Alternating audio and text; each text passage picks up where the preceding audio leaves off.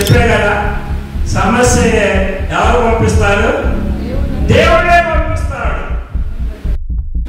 దేవుడు అన్నాడంతా, ఓ సాతానా ఇలా అన్నాడు. దేవుడికి ఏం పని పట్టలేదండి, ఎవరు కదిలించుకుంటానే ఉంటాడు. ఎందుకు కదిలించుకుంటారో? నువ్వు నేను ఆశ్రయించబడతాను కదిలించుకుంటాడు ఆయన. ఆయన పని పట్టలే నాకు కాదు. మనం లేనిపోని కదిలించుకుని గొడవలు పెట్టుకుంటాం.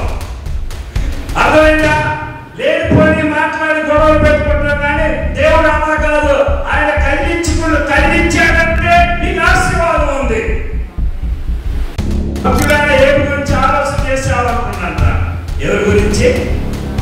నా భక్తుడైనా అంటే ఏమి గురించి బయటికి లాగిందెవరు? చెప్పండి అమ్మా. దేవుడే బయటికి లాగిండు. సాతాను మాట్లాడే మాటలన్నీ కూడా బలహీనమైన మాటలే. ఏదో ప్రార్థనకి వెళ్తుంది అమ్మా, ఎలా నీయండి? అబ్బో బలి ప్రార్థన చేస్తుంది అమ్మా, ఏమండి భలే ప్రార్థన చేస్తుందిలే అమ్మా. ఆయన ఏదో వాక్యం చెప్ప, ఆయన అబ్బో ఏ వాక్యం చెప్తుండే. ఈ అన్ని నీకు ఎందుకమ్మా? ఈ అన్ని నీకు ఎందుకయ్యా? నీ జీవితం నువ్వు చూసుకోరాదు.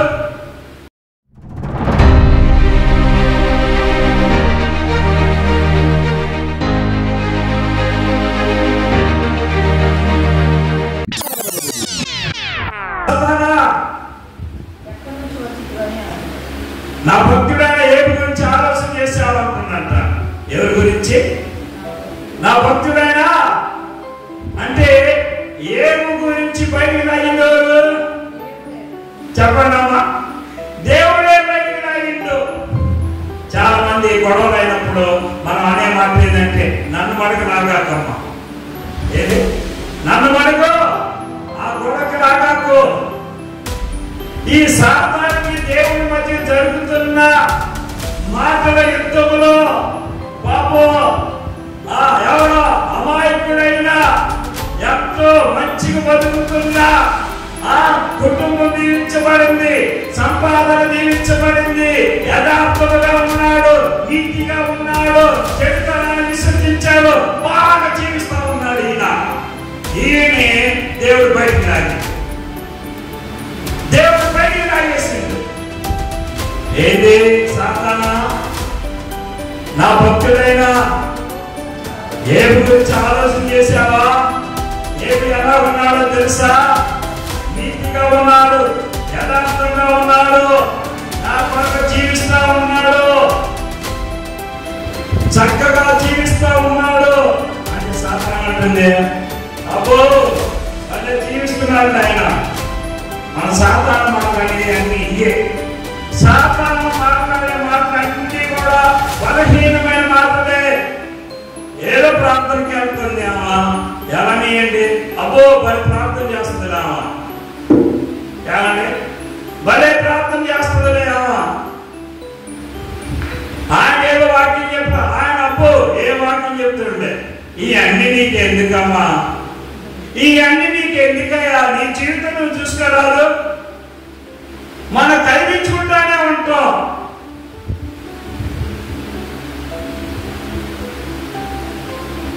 ఏ భక్తుడు ప్రార్థన చేస్తున్నాడు, అన్ని దేవుడు తెలియజేస్తా ఉన్నాడు. దేవుడు తెలియజేస్తా ఉంటుంటే ఈ సాతానుడు బలహీనపరుస్తున్నాడు. గుర్తుపెట్టుకోండి, దేవుడేమో మన బలపరుస్తాడు, సాతానుడు బలహీనపరుస్తాడు. గుర్తుపెట్టుకోండి ఎవరైనా సరే. ఈ యొక్క వాక్యం వింటున్న యూట్యూబ్లో దేవుడు పెట్టారు, గమనించండి. దేవుడు నిన్ను బలపరుస్తానే ఉంటాడు, ఎప్పటికెప్పటికీ దేవుడు నిన్ను బలపరుస్తానే ఉంటాడు. కానీ సాతాను నిన్ను పొంగతీస్తాడు, నిన్ను బలహీనపరుస్తాడు. దేవుడు పెట్టారా? అయితే దేవుడు గొప్పగా చెప్తున్నాడు ఏ గురించి. ఎలా చెప్తున్నాడమ్మా? చెప్పాలి. గొప్పగా చెప్తున్నాడు. మన బిడ్డ గురించి మనం ఎలా చెప్పుకుంటాం చెప్పండి? చాలా చెప్పుకుంటాం కదా, చేసిన అన్ని కూడా పట్టు పెట్టేసుకొని మన పిల్లల కోసం గొప్పలు చెప్పుకుంటాం. మరి పక్కన వాళ్ళ గురించి మనం చెప్తాం, వాళ్ళ గురించి మంచి చెప్తాం. మనం వాళ్ళ గురించి ఏం చెప్తాం? చెడు చెప్తాం. మన బుద్ధి అలాంటి బుద్ధి. అలాంటి బుద్ధి దేనికి సాదృశ్యం? సాతానికి సంబంధించింది. దేవుడు ఏం చేస్తున్నాడంటే ఏబు గురించి చెప్తున్నాడు, ఏబు గురించి చక్కగా వివరిస్తున్నాడు. సాతాను అంటే అబ్బో ఏబు ఊరికనే జీవించబడ్డాడా? ఊరికనే ఉన్నాడా? ఊరికనే నడుస్తున్నాడా? ఊరికనే ప్రార్థన చేస్తున్నాడా? ఊరికనే యథార్థంగా ఉన్నాడా? అబ్బో ఆయన నువ్వు ఆశ్రయించావులే, మాకు తెలుసులే. ఆయనకి నువ్వు కంచి వేసావులే, నాకు తెలుసులే. అప్పుడు దేవుడు సాతాను అన్న మాటలకి, ఏది సాతాను ఎలాగా నన్ను బలహీనపరుస్తుంది అని దేవుడితో సవాల్ చేశాడు. దేవుడు సాతానుతో సవాల్ చేశాడు. అయితే ఏంటి? నా భక్తుడు నేను దీవించాను. అయితే ఏంటి? సరే, నీ భక్తుడు యథార్థంగా ఉన్నాడంటున్నావు కదా, దేవుడు కొనసాగుతున్నాడు అన్నావు కదా, ఆయన కంచి వేసావు కదా, ఆ కంచి తొలగించు, నేను ఆటాడుకుంటాను. అప్పుడు ఆయన్ని నీ వైపుగా లేకుండా నేను చేస్తాను అని ఇద్దరు కూడా ఒప్పందం చేసుకున్నారు. ఎవరెవరు ఒప్పందం చేసుకున్నారు? దేవుడు సాతానుడు ఒప్పందం చేసుకున్నాడు. దేవుడికి చిత్రం అయితే ఈ యొక్క ఏబు గురించి స్టోరీ మనం చర్చలో వేద్దామని. ఆదివారం సాయంకాలం సమయంలో కానీ ఎప్పుడన్నా ఆదివారం కాకుండా మిగతా రోజుల్లో మనం చెప్పేదానికంటే ఆ యొక్క మూవీ మనం ఇక్కడ వేస్తే మీకు అర్థం అవుతా ఉంటుంది. మనకి ఏంటంటే ప్రాజెక్ట్ ఉంది దేవుడి కృప వల్ల వేసి మీకు వివరిస్తా, మీకు అర్థం అవుతుంది. ఇద్దరు ఒప్పందం చేస్తున్నారు. ఏ ఒప్పందం? ఏబుని నా వైపు తిప్పుకుంటానని సాతాను దేవుడి దగ్గర ఒప్పందం చేసుకుంది. దేవుడు అన్నాడు, నువ్వు ఎన్ని సమస్యలు పెట్టు అతనికి, నువ్వు ఎన్ని కష్టాలైనా పెట్టు, ఏబు మటుకు నా నుంచి ఇంచు కూడా కదలడు. దేవునికి స్తోత్రాలు చెప్పండి. ఏంటి ప్రొఫెస్? ఇంచు కూడా కదలడు, కదిలే పరిస్థితి లేదు. సవాల్ ఒప్పందం చేశారు. ఒప్పందం చేసిన తర్వాత ఇంకా చెప్పే కదా, మనం చెప్పినట్లుగా ఏముకున్న ఆస్తి అంతా కూడా సాతానుడు ఏం చేసిందంటే సర్వనాశనం చేశారు. నేను త్వరగా చెప్తున్నాను మీకు అర్థం అవడానికి. ఏముకున్న ఆస్తి అంతా పోయిందండి. ఏమైంది? ఆస్తి దేవుని నుంచి కొంచెమైనా కలిగినా కదలలేదు, ఆస్తి పోయింది. ఆస్తి మీద దెబ్బ పట్టిన సాతానుడు కదలలేదు. ఆస్తి పోయింది, ఆస్తి మొత్తం పోయిందండి. ఇంకా సంతానం ఉంది. సంతానం 10 మంది పిల్లల్ని సాతానుడు చంపేశాడు. ఏబు యొక్క విశ్వాసము కొంచెము కూడా కదలలేదు, దేవుడిలోనే ఉన్నాడు. ఆస్తి పోయింది, పిల్లలు పోయారు.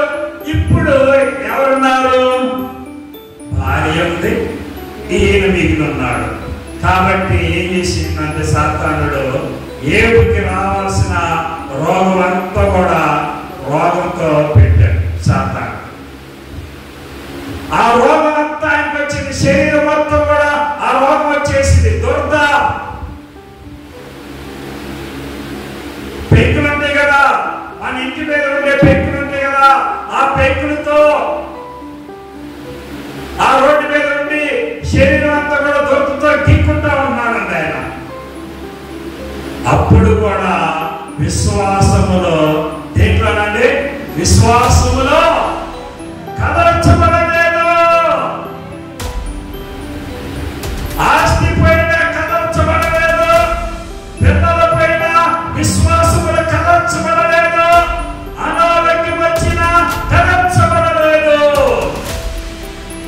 ఇంకా అలానే ఉంటే సాతానుడు అన్ని ప్రయత్నాలు చేశాడు, నాలుగో ప్రయత్నం చేస్తున్నాడు.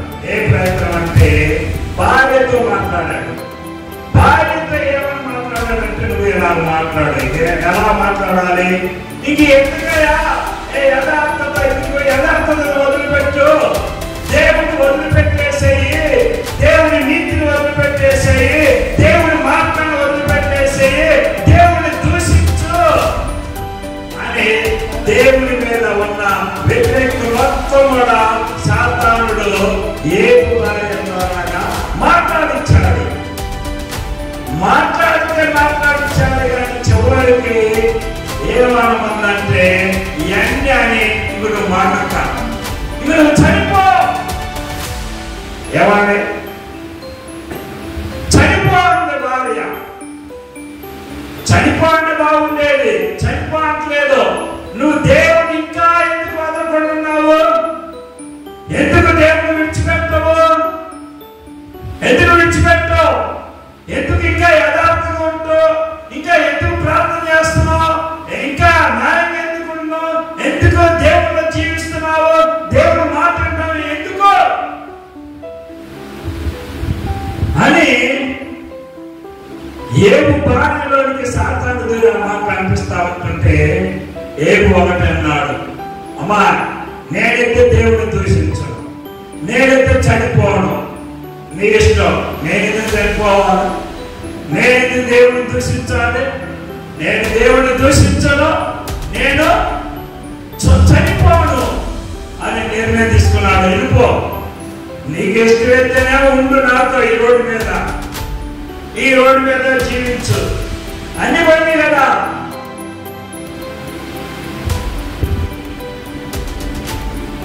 అన్ని పోయింది కాబట్టి నేను ఎక్కడ నువ్వు అక్కడ ఉండు అంటే ఏమంది, నేను నీతో ఉండనాయా అని వెళ్ళిపోయిందండి.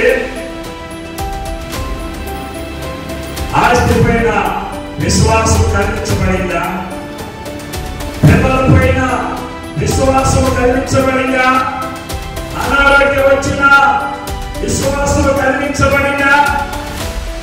భార్య తిరిగిన విశ్వాసం కలిగించబడిందా? భార్య వదిలిపెట్టి వెళ్ళిపోయిన విశ్వాసం కలిగించబడిందా? కలిగించబడాలి. ఇంక ఇన్ని అయిపోయిన తర్వాత ఇంకా ఏమి చేయాల్సింది దేవుని ఉందండి? ఏమన్నా చెప్పండి. ఏమి చేయాల్సింది దేవుని ఆయన ఉందా? సాతానికి ఏమైనా ఉందా? డబ్బు పోయినాక, ఆస్తి పోయింది, సంతానం అన్ని పోయినాయి, ఇంకేమైనా సాతానం చేయడానికి ఏమైనా అధికారం ఉందా? చెప్పండి. ప్రాణం తీయాలంటే ఇక్కడ ఒప్పందం ఉంది. దేవుడు చెప్పిండు తన ప్రాణాన్ని మనకు హాని చేయగలరు. రోగం పెట్టు, ఏ రోగమైన పెట్టు, ఏ జబ్బైన పెట్టు, ఆయన భరించడానికి సిద్ధమే.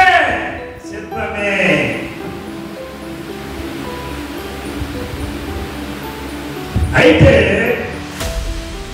సాతానుడు దేవుడి దగ్గరికి వెళ్ళినప్పుడు, దేవుడు కూడా వెళ్ళినప్పుడు, చేసినవా నా భక్తులు, చేసినవా